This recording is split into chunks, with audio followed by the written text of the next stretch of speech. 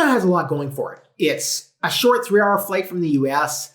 It's well below the hurricane belt. It's got great healthcare and services that are really on par with any first world country.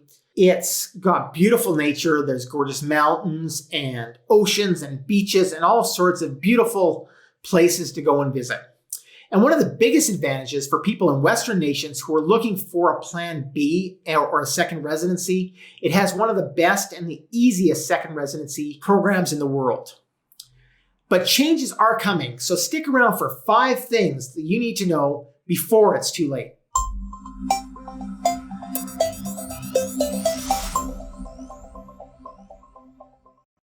Welcome to the Unconventional Entrepreneur Show. I'm Glenn Kowalski, your host.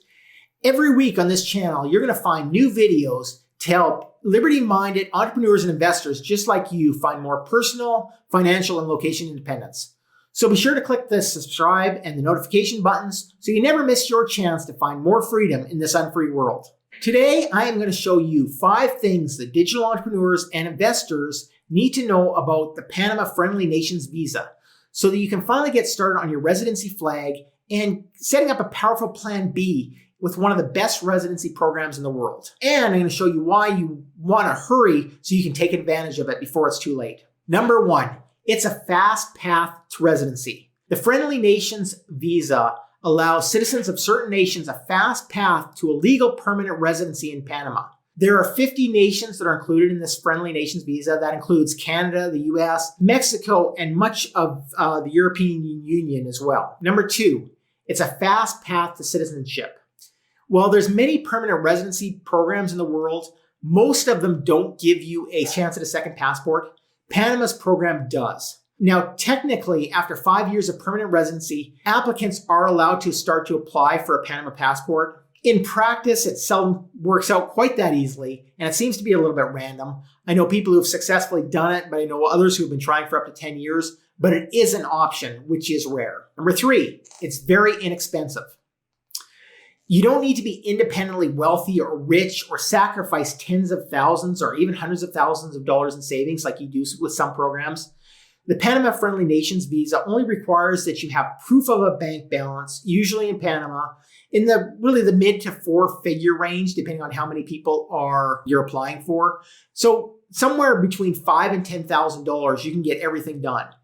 And that money only needs to be in the bank account long enough for you to provide the proof. It doesn't have to sit there and be tied up for years and years like it does in some jurisdictions. Filing fees with the government are less than really $2,000 for the first person, and your lawyer costs will be somewhere around the same.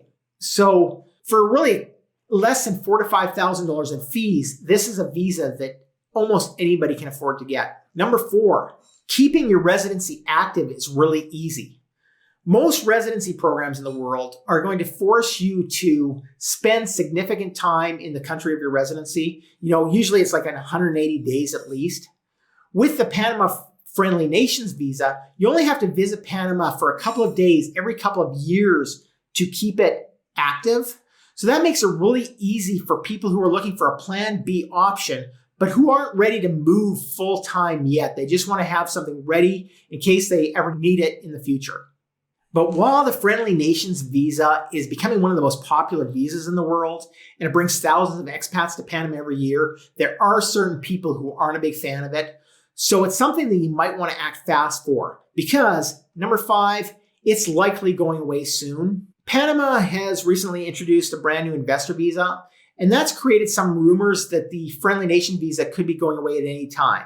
And that kind of makes sense that it would, because with the investor visa, you have to invest $500,000. So why would anybody invest that $500,000 when they can get all of those benefits for $5,000 with the Friendly Nations visa? So what should you do next? Well, the Panama Friendly Nations visa is an amazing option for Westerners of qualified countries to get a permanent residency in a beautiful modern country quickly, easy, and relatively cheaply. And it's a great option even if you're not ready to move full time yet. But it likely won't be around forever. Panama's looking at other visa options like the investor visa that I mentioned earlier and some digital nomad visas. And the viability really of those visas kind of means getting rid of the Friendly Nations visa, at least in the way that it stands today. So it's something that you're going to want to act very fast on.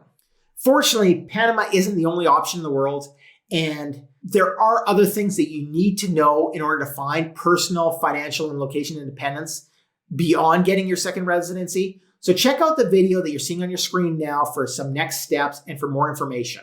I'm Glenn Kowalski with the Unconventional Entrepreneur Show, and I'm going to see you over there.